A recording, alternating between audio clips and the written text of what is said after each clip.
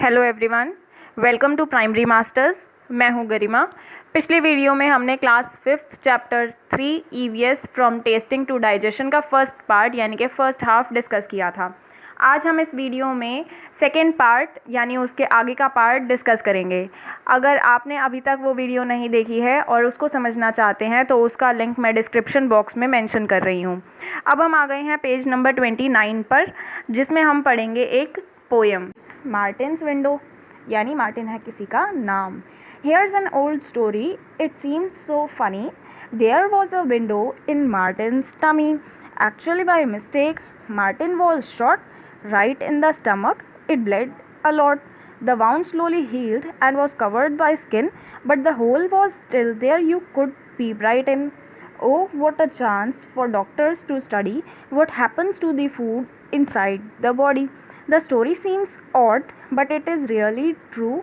The secret of Martin's stomach helped us all, me and you. तो ये एक poem है जो ये कह रही है कि ये एक बहुत पुरानी स्टोरी है और फ़नी है, यानी मजाक वाली है। एक विंडो जो है वो बन गई थी मार्टिन के पेट में, टमी यानी के पेट में। कभी हमने देखा नहीं किसी के पेट में कोई खिड़की हो। जब हमारा वैसे कुछ खाने का मन नहीं करता तो ऐसा लगता है कि पेट में कोई खिड़की होनी चाहिए कि हम उसे खोलें और बाहर से ही सामान अंदर डाल दें। स्पेशली ऐसा लगता है उस टाइम पे जब हमें कोई दवाई वगैरह लेनी होती है और हमें वो कड़वी लगती है। लेकिन इस सिचुएशन में क्या हुआ था, मार्टिन को गोली लग गई थी, शॉट। He was shot. कहाँ लगी थी? उसके पेट में। And it blade a lot, यानी कि बहुत सारा खून निकला था। टाइम के साथ, रिकवरी के साथ वो ठीक तो हो गया और स्किन से कवर भी हो गया, लेकिन एक होल उसके पेट में फिर भी रह गया था जिसके अंदर झांका जा सकता था। तो ये एक बहुत बढ़िया चांस बन गया था डॉक्टर्स के लिए, ये देखने के लिए कि जो खाना हमारी बॉडी के अंदर होता है उसका क्या होता है। तो ये स्टोरी तो हमें सुनने में बड़ी ऑड यानी अजीब सी लग रही होगी, लेकिन इसी से हमें बहुत सारे सीक्रेट्स के बारे में पता चला। अब आ जाते हैं हम इस स्टोरी की तरफ, पेज नंबर 30 पर। यहाँ सबसे ऊपर लिखा हुआ है story a stomach with a window. Stomach का मतलब होता है पेट, और ये स्टोरी है एक ऐसे पेट के बारे में जिसमें क्या थी, एक विंडो थी, एक खिड़की। In the poem you read about a soldier called Martin. In 1822 he was 18 years old and was very healthy. पिछली पोएम में हमने ये पढ़ा था कि एक सोल्जर था मार्टिन, और उसके बारे में बताया जा रहा है कि 1822 का जो ईयर था उस टाइम वो 18 साल का था और काफ़ी हेल्दी था। When he was shot he got seriously hurt. जब उसे गोली लगी तो उसे काफ़ी नुकसान हुआ। At that time doctor Beaumont was called to treat him. जब ऐसा हुआ तो डॉक्टर ब्यूमंट को बुलाया गया था उनको ठीक करने के लिए। Doctor Beaumont clean the wound and put the dressing. उस टाइम डॉक्टर ब्यूमंट ने उनको देखा, इलाज किया और ड्रेसिंग यानी कि पट्टी बांध दी। After 1.5 year, the doctor found that Martin's wound had healed except for one thing. 1.5 साल बाद जब उन्होंने देखा डॉक्टर ने कि मार्टिन का जो घाव था, वाउंड का मतलब होता है घाव, वो जो घाव था वो ठीक तो हो गया था, लेकिन उसमें एक बहुत अजीब सी चीज़ थी। He had a big hole in his stomach. उसके पेट में बहुत बड़ा सा होल यानी कि छेद था। The hole was covered with a loose flap of skin like the washer in a football. वो जो छेद था वो स्किन से कवर्ड था, जैसे कि कोई ढक्कन हो जाता है। जैसे आपने कभी फुटबॉल देखी हो तो उसमें जहाँ से हवा भरी जाती है ऊपर उसके बस एक लेयर सी होती है जिसको वॉशर की एरिया में वो होती है। जैसे आपको फ़ोटो में भी दिख रहा होगा कि जो होल है उसके ऊपर बस स्किन की एक लेयर है जो ढकी भी जा सकती है और हटाई भी जा सकती है। अब इसी के आगे लिखा हुआ है press the skin and you could peep into Martin's stomach. Not only that, the doctor could also take out food from the stomach by putting a tube in the hole. बोला जा रहा है कि बस उस स्किन को थोड़ा सा हटाओ और आप अंदर देख सकते हो मार्टिन के पेट में क्या क्या चीज़ें हैं। इतना ही नहीं, डॉक्टर ने क्या किया, वो उसके पेट में से एक ट्यूब डाल के खाना भी बाहर निकाल सकता था। Doctor Beaumont felt he had found a treasure. Doctor Beaumont को ऐसा लगा कि उन्हें कोई खजाना मिल गया है। Can you guess how much time he spent on doing different experiments on this stomach? 9 years. During this time Martin grew up and got married. पूछा जा रहा है कि क्या आप गेस कर सकते हो कि ये एक्सपेरिमेंट्स करने के लिए डॉक्टर ब्यूमंट ने कितना टाइम लगाया? उसने 9 years का टाइम लिया। जो डॉक्टर थे उन्होंने 9 साल का टाइम लिया। 9 साल में तो एक इंसान काफ़ी चेंज हो जाता है। तो मार्टिन भी जो पहले 18 साल का था, अब वो भी और बड़ा हो गया और उसकी शादी भी हो चुकी थी। Eight that time scientist did not know how food was digested. उस टाइम तक साइंटिस्ट्स को ये नहीं पता था कि खाना जो है वो पचता कैसे है, वो डाइजेस्ट कैसे होता है। How does the liquid digestive juices in the stomach help. उन्हें नहीं पता था कि जो डाइजेस्टिव जूसेस पेट में होते हैं वो किस तरीके से हेल्प करते हैं। Does it only help in making the food wet and soft और does it also help in digestion.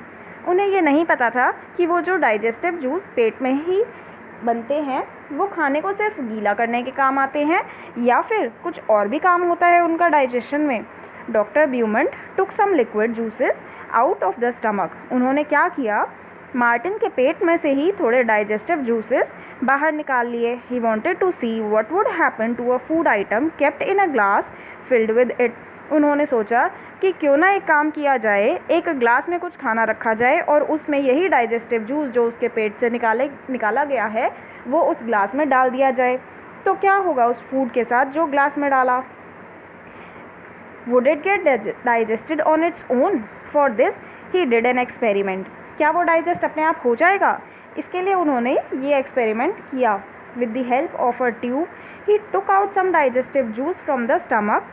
At 8:30 a.m. he put 20 tiny pieces of boiled fish in 10 milliliters of the juice. उन्होंने ये experiment किया।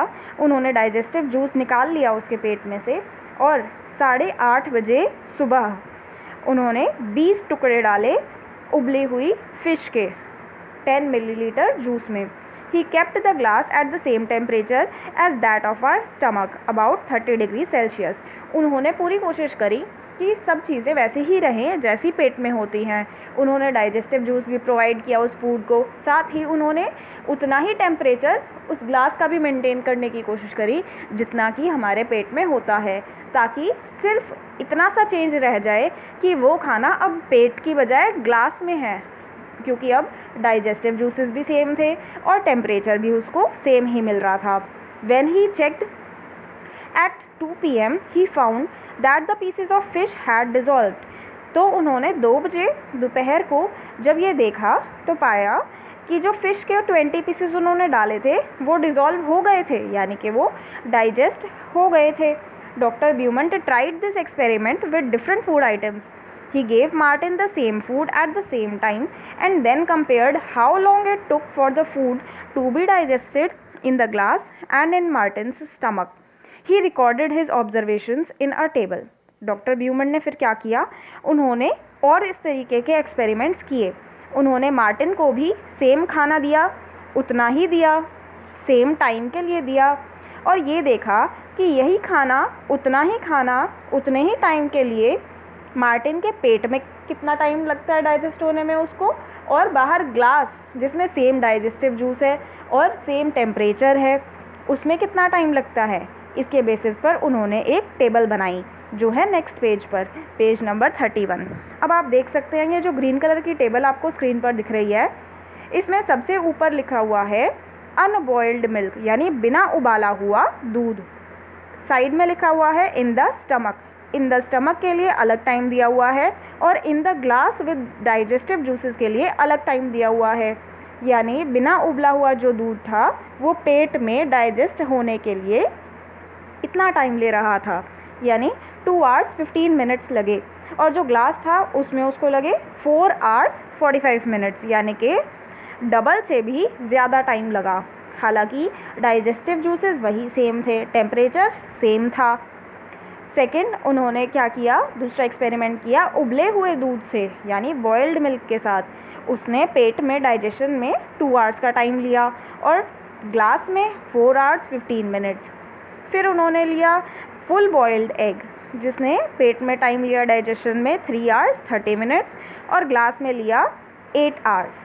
फिर उन्होंने लिया half boiled egg जिसने stomach में digestion में लिए 3 hours और ग्लास में लिए 6 hours 30 minutes। Raw egg beaten ने लिए 2 hours स्टमक में और 4 hours 15 minutes ग्लास में।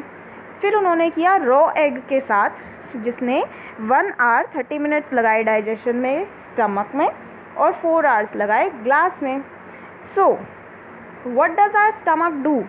तो उन्होंने देखा कि जब मैंने सारी ही चीज़ें सेम ली थी लेकिन फिर भी इतना ज़्यादा फ़र्क आ रहा है, बिल्कुल डबल से भी ज़्यादा टाइम लग रहा है ग्लास में।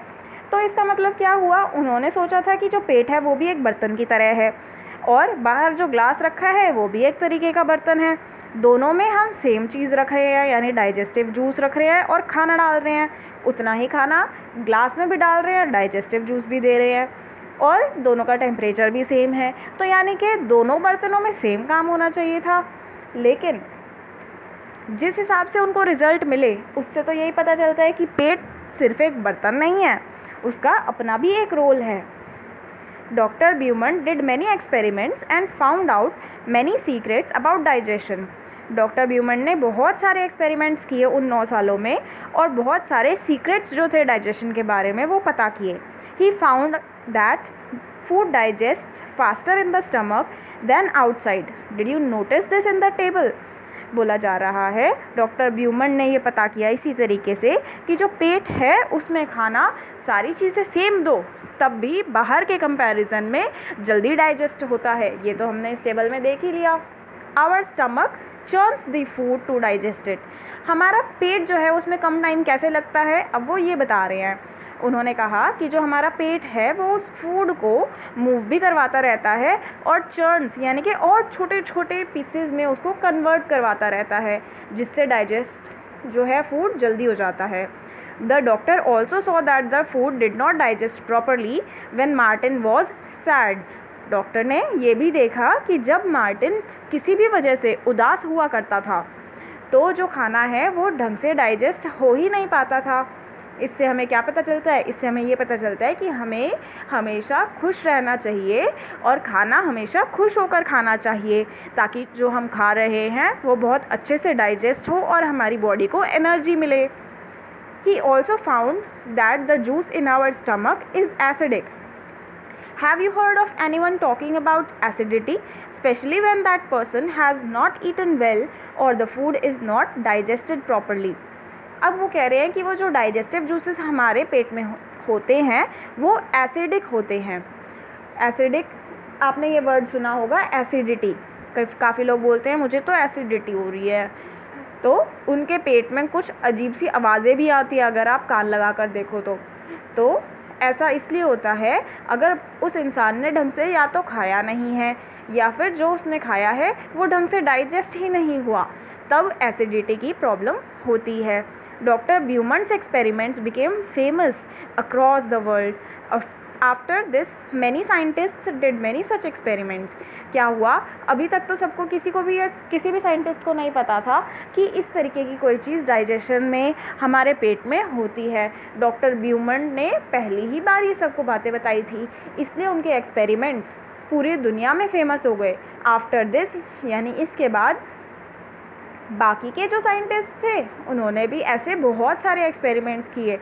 What did you say? No, they did not shoot people in the stomach.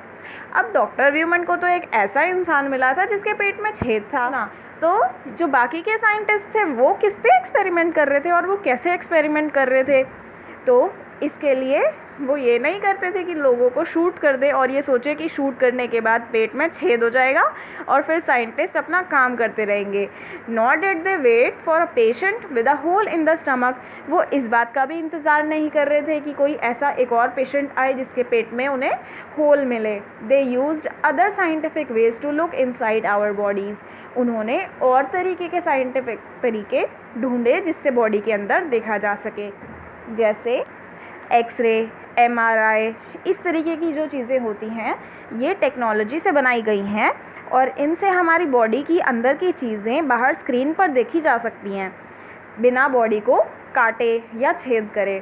तो इनकी हेल्प से साइंटिस्ट्स ने बाकी के एक्सपेरिमेंट्स पूरे किए। इसके बाद हम आ गए हैं पेज नंबर 32 पर। गुड फूड गुड हेल्थ का मतलब हुआ कि अच्छा खाना खाओगे तो अच्छी हेल्थ रहेगी।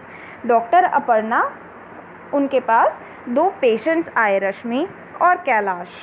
Doctor Aparna talked to them to find out more about them. Read what the doctor found. Doctor Aparna ने दोनों से अलग अलग टाइम पर बात की और देखते हैं क्या उन्हें पता चला। अब एक साइड पे आपको एक पतली सी लड़की की फ़ोटो दिख रही है जिसके नीचे लिखा हुआ है रश्मि। हम उसके बारे में पहले पढ़ेंगे। रश्मि है 5 इयर्स की। She looks about 3 years old. वो 5 साल की है, लेकिन देखने से ऐसा लगता है कि वो बस 3 ही साल की होगी। She has very thin arms and legs and a pot belly, stomach like a balloon. She often falls sick. बोला जा रहा है कि उसकी हाथ और पैर बहुत पतले हैं, लेकिन उसका जो पेट है वो पॉट बेली की तरह है, एक बैलून की तरीके से लग रहा है, जैसे अंदर किसी ने बैलून रख दिया हो, और वो काफ़ी बार बीमार भी पड़ती है। She always feels tired and cannot go to school regularly. She does not have the strength even to play. बोला जा रहा है वो ज़्यादातर टायर्ड यानी थका हुआ महसूस करती है और रेगुलरली डेली बेसिस पर स्कूल भी नहीं जा पाती। वो खेलने के लिए भी तैयार नहीं होती। उसको ऐसा लगता है मुझे में खेलने की भी हिम्मत नहीं है। अगर खाने की बात करें तो फूड में लिखा हुआ है she is lucky if she can get a little rice और 1 roti to eat in the whole day. बोला जा रहा है कि उसकी सिचुएशन ऐसी है कि अगर उसे पूरे दिन में थोड़े से चावल या एक रोटी भी मिल जाए खाने के लिए तो वो अपने आप को बहुत लकी समझती है। दूसरी तरफ है कैलाश, जहाँ एक लड़के की फ़ोटो बनी हुई है। नीचे लिखा हुआ है कैलाश है 7 इयर्स का। He looks older than his age. वो अपनी एज से बड़ा दिखता है। His body is fat and flabby. बोला जा रहा है उसकी बॉडी इसी तरीके से फैट और फ्लैबी है जैसे उसकी बॉडी फ़ोटो में दिख रही है। He has pain in his legs. He is not very active. कहा जा रहा है उसके पैरों में ज़्यादातर दर्द रहता है और वो एक्टिव नहीं है, बहुत लेज़ी सा है। He goes to school by bus and spends many hours watching TV. वो स्कूल बस से जाता है और ज़्यादातर टाइम टीवी देखने में व्यतीत करता है। फूड की बात की जाए यानी खाने की, तो he does not like to eat home cooked food like dal rice, vegetables and roti.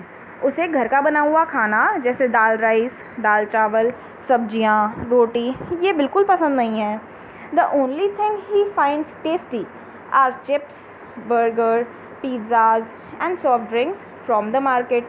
उसे ये ही चीज़ें खाने में पसंद हैं जैसे chips, burger, pizza, soft drinks, वो भी मार्केट की। Doctor Aparna measured the height and weight of both the children. Then she told them, there is only one treatment for both of your problems, proper food. उन्होंने कहा तुम दोनों की जो situation है उसका एक ही रीज़न है। तुम दोनों जो अपने आप को थका हुआ महसूस करते हो और कुछ भी करने की तुम्हारे अंदर हिम्मत नहीं रहती, उन दोनों का एक ही रीज़न था। क्या था? Proper food. क्योंकि रश्मि को ढंग से खाना मिलता ही नहीं था खाने के लिए, तो उसमें एनर्जी कहाँ से आती। और कैलाश को तो खाना घर का पसंद ही नहीं था। उसे सिर्फ वो खाना चाहिए जो बाहर का हो, जो सिर्फ टेस्ट में उसको बहुत अच्छा लगे, चाहे उससे एनर्जी मिले या ना मिले। अब पेज नंबर 33 पे सबसे नीचे आपको दिख रहा है proper food every child's right. Proper food यानी कि अच्छा खाना हर बच्चे का हक। राइट का मतलब यहाँ पर है हक। You have read about 2 children, one is Kailash who does not like homemade food, the other one is Rashmi who does not even get 1 proper meal a day. हमने पिछले पेज पे 2 बच्चों के बारे में पढ़ा था। एक है कैलाश जिसे घर का खाना पसंद नहीं, और दूसरी है रश्मि जिसको पूरे दिन में एक भी ढंग की मील यानी कि ढंग का खाना नहीं मिलता। And half the children in our country are like Rashmi. बोला जा रहा है कि हमारी कंट्री में आधे से ज़्यादा बच्चे जो हैं वो रश्मि वाली कैटेगरी में हैं, यानी कि आधे से ज़्यादा बच्चों को पूरे दिन में एक बार भी ढंग का खाना नहीं मिलता है। They do not get enough food that they need to grow and develop properly. कहा जाता है ना, आप सबने भी सुना होगा कि ढंग से खाना खाओ तभी ढंग से ग्रो कर पाओगे, ग्रोथ अच्छी होगी। लेकिन अगर ढंग का खाना ना मिले तो ग्रोथ और डेवलपमेंट अच्छी नहीं होती। वही सिचुएशन होता है इनके साथ। These children are weak and sickly, often ill, in poor health. बोला जा रहा है ऐसे बच्चे बहुत वीक होते हैं और बीमार भी पड़ते हैं, इनकी हेल्थ अच्छी नहीं होती। But it is the right of every child to get proper food. लेकिन हर बच्चे का ये हक है कि उन्हें ढंग का खाना, अच्छा खाना मिले है। अब आगे चलते हैं हम पेज नंबर 34 पर। यहाँ आपको एक स्टोरी दी हुई है इस बॉक्स में, जहाँ एक लेडी ने अपने बच्चे को पकड़ा हुआ है। ये स्टोरी किसकी है? ये स्टोरी है कालाहांडी डिस्ट्रिक्ट की, जो हमारी कंट्री की एक स्टेट है उड़ीसा, उसमें है। तो इस बॉक्स को मैं रीड करना स्टार्ट कर रही हूँ। Gomti is 30 years old. Gomti 30 साल की है। Gomti works in the fields of a rich farmer. Gomti एक अमीर आदमी के खेत में काम करती है, जो खुद भी क्या है? एक किसान है। लेकिन ज़्यादातर जो अमीर किसान होते हैं वो ज़्यादातर उनका लैंड जो होता है वो बहुत बड़ा होता है, तो दूसरे लोगों को वो वहाँ काम करने के लिए रख लेते हैं। गोमती भी उसमें से ही एक है। For all her hard work she gets paid very little. बोला जा रहा है कि वो मेहनत तो काफ़ी करती है, लेकिन उसके लिए उसको बहुत कम पैसे मिलते हैं। So little that she can not even buy enough rice to feed her family. इतना कम कि वो चावल भी बहुत मुश्किल से खरीद पाती है अपनी फैमिली को खाना खिलाने के लिए। Some months she does not get any work at all. कुछ महीने तो ऐसे भी बीते जब उसे काम करने के लिए कोई भी जगह नहीं मिली।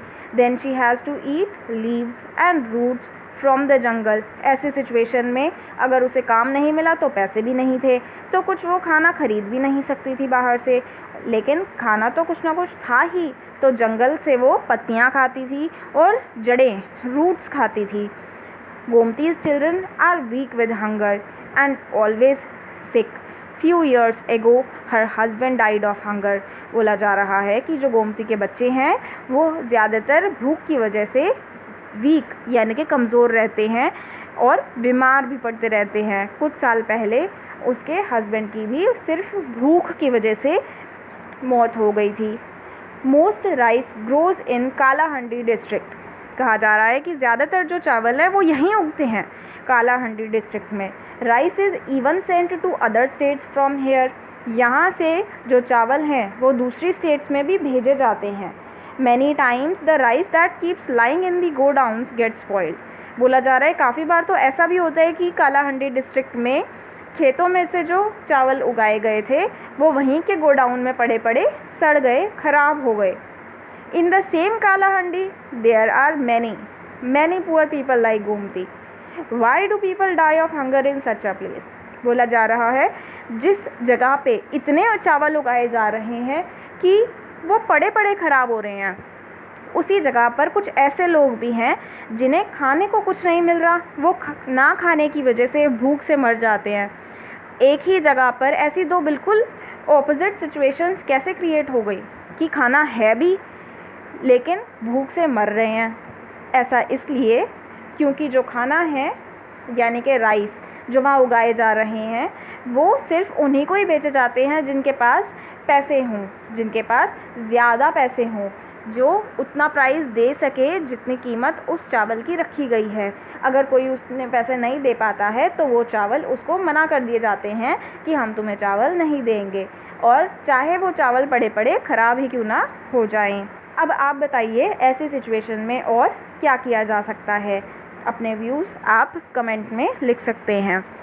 हमारा ये चैप्टर यहाँ ओवर होता है। अगर आपको ये चैप्टर अच्छा लगा तो आप लाइक और सब्सक्राइब करिए, और जो आपके फ्रेंड्स हैं जिनको ये वीडियो देखनी चाहिए आप उनके साथ इस वीडियो को शेयर भी करिए। Thank you.